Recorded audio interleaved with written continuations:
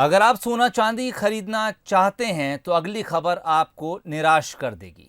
सोने चांदी ने पिछले 8 साल के सारे रिकॉर्ड तोड़ दिए हैं।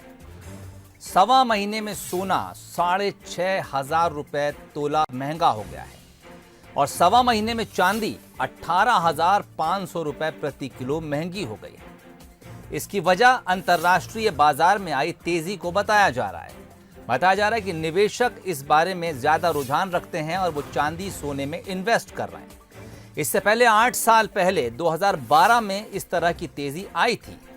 सोना इस समय 55,914 रुपए प्रति 10 ग्राम पहुंच गया है, जबकि चांदी की कीमत 73,617 रुपए प्रति किलो हो गई है। कोरोना काल में निवेशक सोने चांदी में भारी निवेश कर रहे हैं, जिसकी वजह से इसके दाम अब बेलगाम हो गए हैं। निवेश के कारण ही सोने चांदी के दाम लगातार बढ़ते जा रहे हैं और पिछले सवा महीने के भीतर जो दाम चढ़े उसने कई साल का रिकॉर्ड तोड़ दिया है।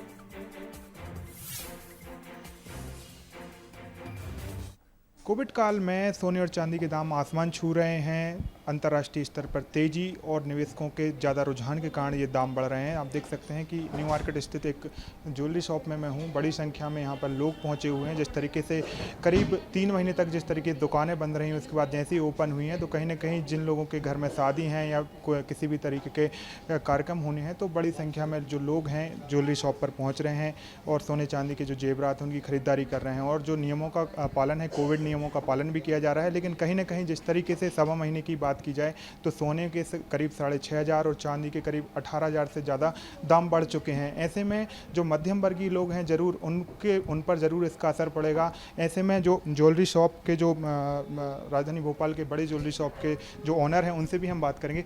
अमित जी, हम देख रहे हैं सवा महीने की बात करें, लगातार सोने चांदी के दाम बढ़ रहे हैं, आखिर क्या कारण आप इसका मानते हैं? देखिए, ये सोने के दाम वैश्विक रहते हैं, तो जैसे विश्व की पूरी अर्थव्यवस्था ठप्प पड़ी हुई इस टाइम, तो कोई भी देश अपनी अर्थव्यवस्था मजबूत करने के लिए गोल्ड का स्टॉक अधिग्रहण करते हैं ताकि उनकी करेंसी मजबूत रहे और उनकी डॉलर की वैल्यू ना गिरे। इसलिए पूरे विश्व जो है सोने पे खरीदने पे आ गया इस टाइम, क्योंकि बाकी सारे काम ठप्प पड़े हुए हैं।